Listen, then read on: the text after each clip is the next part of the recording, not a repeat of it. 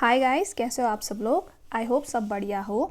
तो पिछले वीडियो में हमने परफेक्ट कंपटीशन मार्केट की इक्विलिब्रियम की बात करी थी। इस वीडियो में हम पढ़ने वाले हैं the equilibrium under monopoly market. अब जैसे कि हमको पता है मोनोपोली दो प्रकार की होती है, एक आपकी सिंपल मोनोपोली और दूसरी आपकी प्राइस डिस्क्रिमिनेटिंग मोनोपोली। इस वीडियो में हम सिंपल मोनोपोली की इक्विलिब्रियम देखेंगे और अगले वीडियो में फिर हम प्राइस डिस्क्रिमिनेटिंग मोनोपोली देखेंगे। ठीक है, तो चलिए स्टार्ट करते हैं। इससे पहले कि हम इक्विलिब्रियम में आए, पहले तो हम रेवेन्यू कर्व्स समझते हैं। एक सिंपल मोनोपोली की रेवेन्यू कर्व्स कैसे होती है। जैसे कि आप ये फिगर में देख सकते हैं, the demand curve of a simple monopoly is a downward sloping curve. ऐसा क्यों? देखिए, परफेक्ट कंपटीशन में हमने क्या देखा था कि a firm would be a price taker, है ना।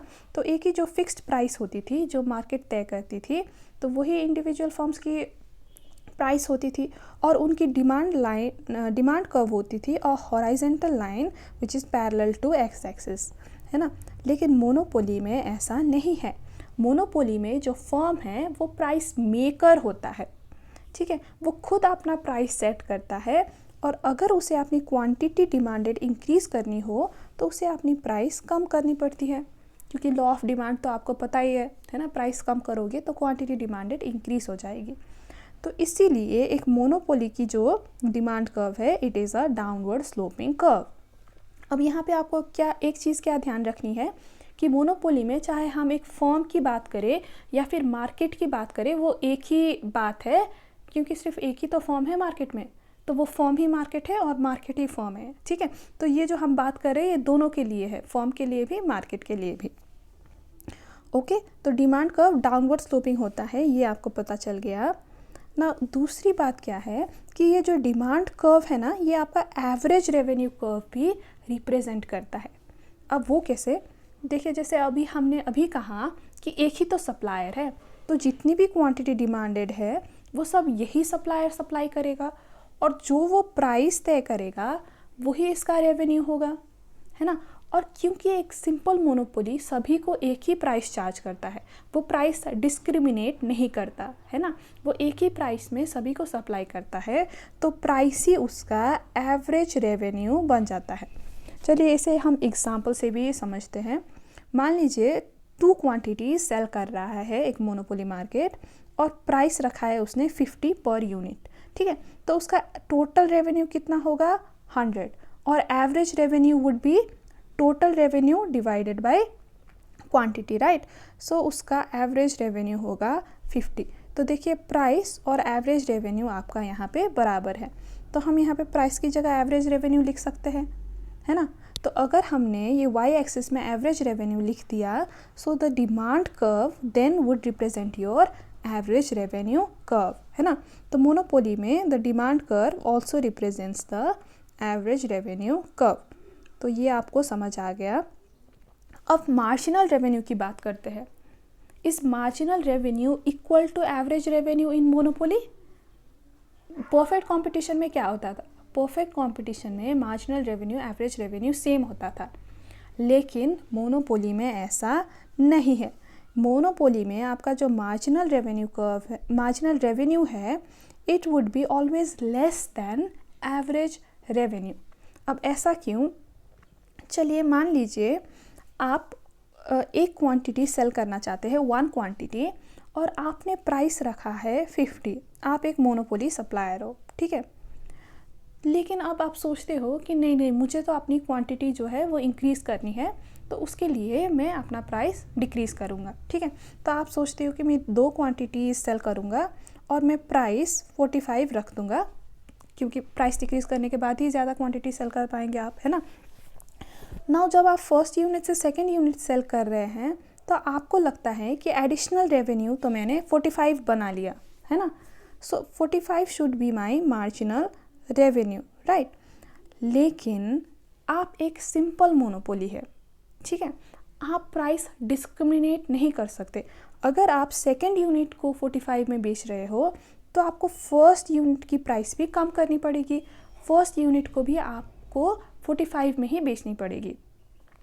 तो आपका जो मार्जिनल रेवेन्यू है वो 45 माइनस 5 होता है, क्योंकि फर्स्ट क्वांटिटी में आपको 5 रुपये कम करने हैं, राइट। तो जो आपका मार्जिनल रेवेन्यू है वो 40 हो जाता है। देखिए, तो जो आपका प्राइस है वो 45 है, लेकिन आपका मार्जिनल रेवेन्यू जो है वो 40 है। So that's why a price and average revenue are the same, right. So that's why जैसे आप यहाँ पे देख सकते हो, आपका जो मार्जिनल रेवेन्यू है it is less than your average revenue. तो आप ये फिगर में भी देख सकते हैं। देखिए, आपका marginal revenue curve is here and average revenue curve is here, and marginal revenue is less then your average revenue. The relationship between average revenue and marginal revenue of a monopoly firm can be stated as follows.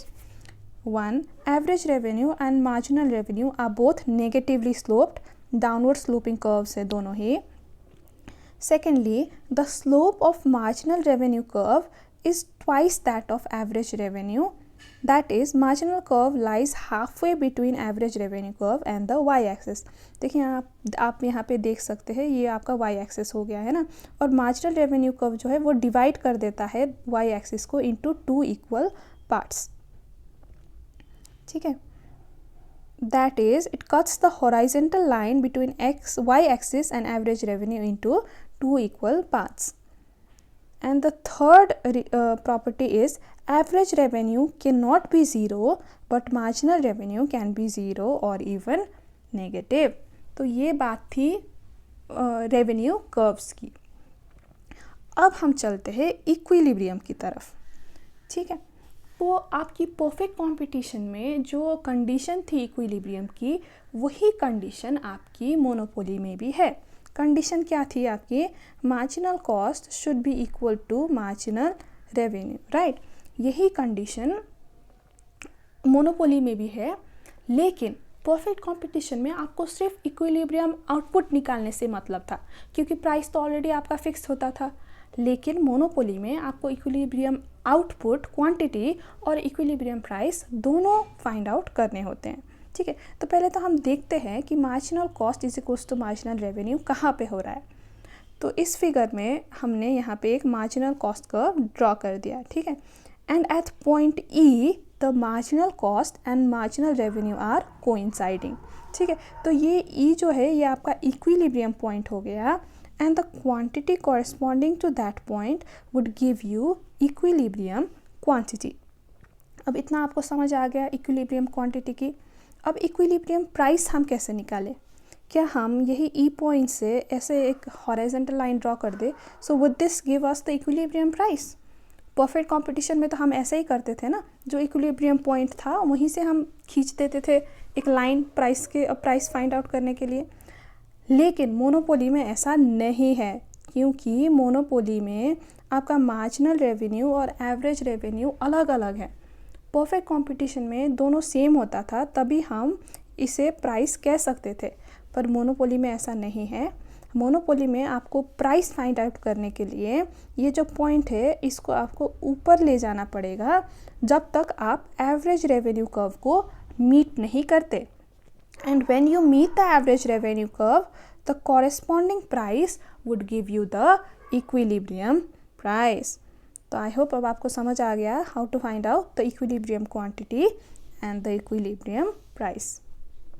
ठीक है, तो अगर आपको इतना समझ आ गया तो फिर आपको प्रॉफिट और लॉस ईजिली समझ आ जाएगा, है ना। एक फर्म प्रॉफिट कब कमाती है? When it's average revenue is greater than it's average cost. तो यहाँ पे अब हमें एक एवरेज कॉस्ट कर्व भी ड्रॉ करना पड़ेगा, जैसे कि इस फिगर में किया हुआ है। देखिए, वही सेम डायग्राम में जो हमने अभी देखा था उसमें एक एवरेज टोटल कॉस्ट कर्व भी यहाँ पे हमने ड्रॉ कर दिया है ना। अब ये आप इक्विलिब्रियम क्वांटिटी के लिए देखिए। देखिए, इक्विलिब्रियम क्वांटिटी के लिए what is your average cost? Average cost है एट पॉइंट बी, है ना। And what is the average revenue for this equilibrium quantity? The average revenue is at point A. So the area between the cost and the revenue would give you the profit, क्योंकि यहाँ पे आप clearly देख रहे हैं your revenue is greater than your cost। देखिए, cost यहाँ पे है और revenue यहाँ पे है, so revenue is greater than cost, so the firm is making super normal profit। ठीक है। Now let's look at loss. क्या एक मोनोपोली लॉस इनकर कर सकती है? बहुत सारे स्टूडेंट्स को ये कन्फ्यूजन होती है कि मोनोपोली तो खुद प्राइस तय करती है ना, तो वो ऐसे प्राइस क्यों तय करेगी जिससे उसको लॉस होगा? वो तो हमेशा प्रॉफिट ही करना चाहिए एक मोनोपोली को तो। लेकिन ये सच नहीं है। देखिए, अगर आपकी प्रोडक्ट की डिमांड ही नहीं है तो आप प्राइस सेट करके क्या करोगे? आप कोई ख़रीदेगा ही नहीं अगर डिमांड ही नहीं है तो आपको डिमांड बनाने के लिए you have to lower your price, है ना। और अगर प्राइस लोअर करते करते आपका कॉस्ट ही एक्सीड कर गया प्राइस को, तो एक मोनोपोली को भी लॉस हो सकती है। देखिए, लुक एट दिस फिगर। आपका इक्विलिब्रियम क्वांटिटी है क्यू पे, है ना, and the average revenue for that quantity is at point B, लेकिन एवरेज कॉस्ट जो है आपका वो पॉइंट ए में है। तो यहाँ पे क्या है आपका, the cost is higher than your revenue, तो इसलिए यहाँ पे फर्म को लॉस फेस करना पड़ रहा है। ठीक है, तो ये तो बात थी शॉर्ट टर्म प्रॉफिट और शॉर्ट टर्म लॉस की। अब लॉन्ग टर्म में क्या होता है? चलिए अब लॉन्ग टर्म देखते हैं हम। Long run equilibrium. Long run is a period long enough to allow a monopolist to adjust his plant size or use his existing plant at any level that maximizes his profit. तो perfect competition में भी long run में plant size हम adjust कर सकते थे। The same is in a monopoly. Long run में एक मोनोपोली अपना प्लांट साइज एडजस्ट करके ही can make his product at a point where he maximizes his profit at that level he can make, ठीक है। However, in the absence of competition, the monopolist need not produce at optimum level. देखिए, perfect competition में in the long run एक firm produce करता था at the minimum point of your average total cost, है ना। तो minimum point में produce करने के बाद वो एकदम एफिशिएंट हो जाता था। अब उससे कम उसकी प्राइस नहीं हो सकती थी।